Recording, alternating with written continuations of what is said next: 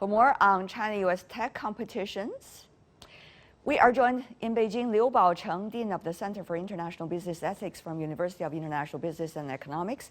In Shanghai, Shen Yi, Director from Fudan University's Research Center for Cybersecurity Governance. Last but not least, in New York, Ari Zoden, CEO of Quantum Media Group. Gentlemen, welcome to all of you. I know this is quite a contentious topic, but as long as they are important, we should talk about it. We understand now Trump-era executive order that sought to ban Chinese apps, TikTok and WeChat, have been replaced with Competition Act. Mr. Zoden, what do you make of the latest act, and how is it related to the earlier executive orders against China? Sure. I think technology at its very core is meant to be completely agnostic. I mean, technology is supposed to bring us together. We're supposed to be able to collaborate on tools. So, creating certain regulations that are not in favor of any kind of collaboration, in my opinion, I don't think is good for the for the greater good of the people on both sides. So I would say again, where technology is supposed to be a platform for people to be able to communicate openly and freely, and I think any kind of deviation from that really disrupts the flow of innovation. So to you, what is the function of this Innovation and Competition Act just approved in the United States? Well, it's to be able to bring American jobs back home and to create a fair and competitive landscape. And right now it hasn't been. I mean, we're all dealing with post-COVID issues right now, and not having the ability to be able to compete on a level playing field is extremely challenging. So is the U.S. going to resort to industrial policies from now on, just as the U.S. accused China earlier of? I don't see that being the case. And again, I think if there's opportunities to collaborate, I think especially the tech community, who's really responsible for innovation, is gonna be the sector that's gonna be able to lead with it. Interesting. Mr. Shen, your take? I think that this bill is very interesting. First, it targets part of the true questions that the United States need to invest more on its innovation and industry issues.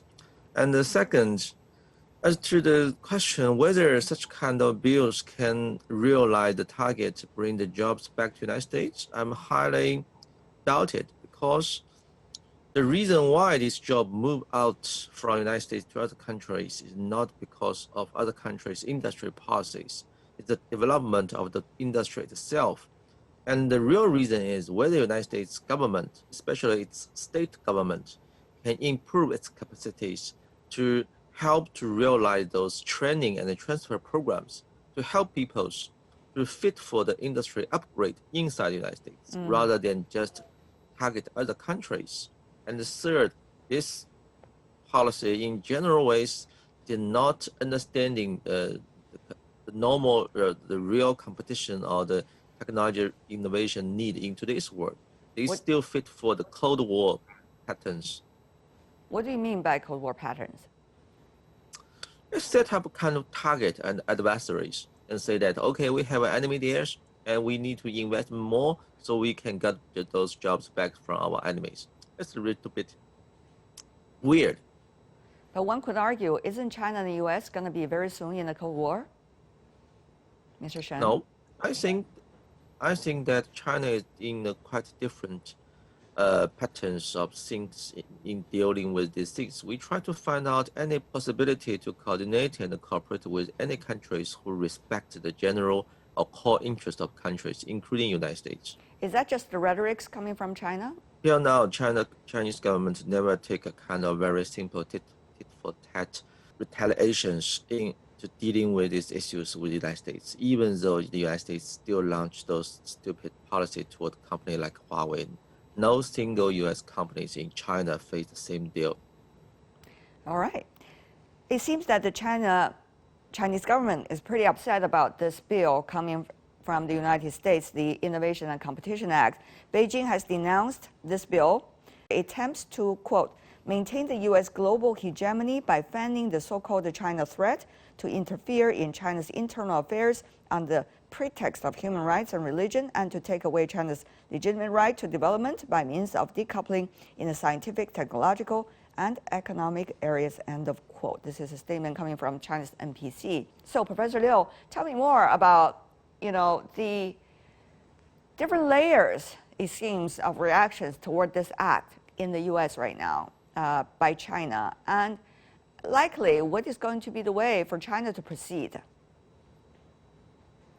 Well, broadly, I should feel that rather proud for China to be named as the competitor for innovation by the United States, because over the few decades in the past that China was pretty much lagging behind, was not ignored by the United States. But now China is named as close to peer a competitor or challenge. So, which means China is getting stronger on a very rapid pace.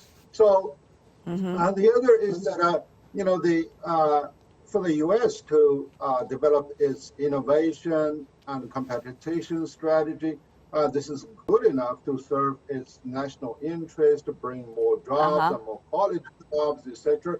But the fact that they named China as the major challenge and trying to maintain the dominance and even hegemony over the rest of the world is something that China needs to react to. So I think China is doing the right thing, but most importantly, it is China that is there to be rather resilient and also rather committed to its own development and to solve those choke points in those technology value chain. So this is something that we need to do, but take for tact reaction is not welcome from my perspective. Mr. Zoldan, it seems that what Professor Liu has been saying is that in reality, there's already unfortunate phenomenon of decoupling, at least in the technological field. Is it true? No, I mean the elephant in the room, I think really is patent infringement, copyright issues, a lot of the stuff that people aren't talking about right now, or at least the Chinese government is not really addressing. How is China going to deal with that? I mean, we can all talk about innovation and competition and the race wars, the space wars, but at the end of the day, there's some serious core issues here. And that has to do with patent infringement, and everything related to ideas and concepts and patents being stolen from the United States and then exported back to China. There's kind of little talk from China talking, or at least quite frankly addressing or doing anything about these changes or these issues. Okay, so Mr. Shen, you want to respond to that? I think that I think just in these few days, Ringhus published its latest book named "Stronger," the competitive interdependence between China and the United States, something like that. He raised a very simple questions. In the United States, some technology companies already mentioned if they cannot continually get profits from Chinese market, they have to cut off their investment on their innovations. The very simple question is that the coupled so-called relationship between China and the United States before the Trump's administrations in investment, trade, and those things, it's mainly driven by a development with the driven force from the market, which means such kind of interdependence, even though have some questions, not that balance, something can be done better, but generally speaking, is a mutual beneficial. Nowadays, this very, political correctness discussion, how to modification or even cut off or decoupling this relationship to save the jobs, to provide, to protect the intellectual property rights, or anything else. The reason is quite sound, but those policies quite stupid because this policy is doing nothing good to both sides. Even United States, their core interests will be damaged very badly if these bills can become the truth. Mr. Zoden, respond. So again, I would say, at least, in my world, in my circles, in our industry, in media and tech, I would say we definitely see that there's a lot more opportunities to work with China and to work with the Chinese market to be able to not only build and innovate things, but also to service the Chinese market. The big challenge and the big problem that always go on the back, in the back of our minds is, well, if we build something great, is it going to be taken away? Yeah. If we go ahead and we build something great and it's patented, are those patents going to be respected in China? Whether the IPR issue has been violated, whether the infringement issue has been such a big one between China and the United States that investors in China, as Mr. Zoden just illustrated, would feel afraid. In China, you will find that the Chinese government has improved its capacities to protection the IPR things. The first, they set up the Chinese government already set up special court to doing these patent protections. And the second, the total numbers of the cases of these IPR related issues to properly deal with inside China has been increasing very dramatically. I think it's not the first time that the U.S. and the foreign companies winning the case to protection their IPR or patents inside Chinese court. And I think last year and this year, the U.S. chambers in China released a report say that even though have some questions, those companies generally believe their rights are properly protected inside China. And of course, we can admit that still some problems need to be done and lots of things need to be solved. But the Chinese government already do a lot of things to improve its capacities to protect the IPR things. But the question is whether the United States can see these things in a balanced ways to reflect the truth, not only focus on those issues or those pieces that patents are not protected very well and over-reading that things. Okay, Professor Liu, do you see that is being blown out of proportion, as Mr. Shen seemed to indicate? And do you see there is much more an ideological Cold War mentality, as Mr. Shen also accused the U.S. government of by putting out this Innovation and Competition Act? Well, to respond to the IP issue, I used to work for a U.S. company dealing with biotech cloning. Actually, we backed the Chinese partner to take our IP, to translate the IP into the corporate equity that we do not need to spend cash for a joint venture. So therefore, there are two aspects to it. One is that China has been a good learner and a shrewd learner since the westernization movement a century ago, because we know that we are lagging behind. But now when we talk about intellectual property, how the intellectual property are defined, as long as they are off the shelf, they are part of the world civilization that Chinese people, Indian people, any people can really, duplicate without, violating any rights. And the other is that there is quite a willingness in order to secure the market, in order to save the cash contribution to work with Chinese companies. I see. U.S. companies are ready to share the technology, and plus that technology is duplicatable and technology has lifetime. I think that there are opportunities both on the private and the public side for cooperation for both sides, and then working both for governments to be working with each other as well. We're always thinking about the private sector. Like what would a landscape look like if the governments were collaborating on technology innovation products? I think that would be something that's very interesting to look at.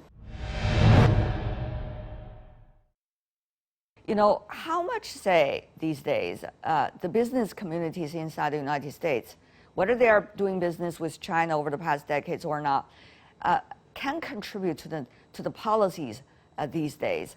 I think what Washington's doing right now for small business and the business community is game changing. I think what Washington's doing with the stimulus packages, helping small business get out of the rut that we've been in the past year, is incredible. I mean, they're constantly putting out innovation programs and joint partnership programs, and providing stimulus funds for small business. I mean, they've really gone above and beyond. What about more bigger scale, particularly multinational companies these days? They've allocated. I mean, for venues in New York alone, I mean, they've allocated over $17 billion. But so the amount of money that they've been allocating for different levels of small to medium and large size companies is astronomical. And I think it's incredible they're doing that, and they're going to keep pumping money into the system until we get out of it. And it's kind of like it's the only thing to do right now to get America back up and running, and they're doing the right thing, and we may unfortunately pay a price for that down the road. But in terms of a fix at the moment, they're letting floodgates open and getting jobs back on the table and getting people money that they need. So I think in terms of what the U.S. is doing, I think they're doing everything humanly possible. And how is China eventually looking at the directions where the bilateral relations is, particularly regarding technology and scientific development? I have 3 points. The first, I don't think that U.S. do these things in the right ways. In 1940s, when Nawak Bush persuaded President Roosevelt in 15 minutes to organize this the Commission of Defense and Science and Technologies, which is a legend in U.S. innovation and industry development. The real issue is not just help or investment in private sectors. The real question is the U.S. government needs to set up guidelines for 2 very important things. First, the innovations must focusing on those things, especially the very basic scientific, fundamental science research, which will not bring direct profit to private sectors. And the second, all these development need to profit as much people as possible, not only fit for the market or those very little people who can invest huge monies. And the second, I think that to China's side, it's kind of, challenges, of course, first, but second, opportunities. It forces or sometimes coerces China to find the proper ways, relatively independent from U.S. to develop our own technologies in a very complete and sometimes separate systems comparing to the United States. And the third, we already developed a kind of asymmetric models to dealing with these U.S.-China relations, which means China side already decided to collaborate with the United States in any possible field. Professor Liu, your final point before we go. Well, businesses will have to respond differently to the politics, because the fact you already see that more and more U.S. businesses are filing for exclusion in the punitive tariff against the Chinese imports is already showing the business concern. But yes, right now the rhetorics on the political front is really so much overwhelming that businesses are doing their own silent calculation, silent moves. And the other is that we do see domestically the U.S. is really printing a lot more money, but how to really make the right kind of balance, that's quite a question without working with major trading partners and with major markets like China. And third is that how those technologies can be commercialized on a larger scale. This is really the consideration of investors. So finally, it is like Mr. Shen said, how they can really streamline the technological development, by separating discovery versus invention versus commercialization. And this is really the right type of strategy that they need to be more focused for their own sake and also for the world. Eric Zoden, Liu Baocheng, Shen Yi, thank you so much, gentlemen, for joining us. Really appreciate it. Thank you.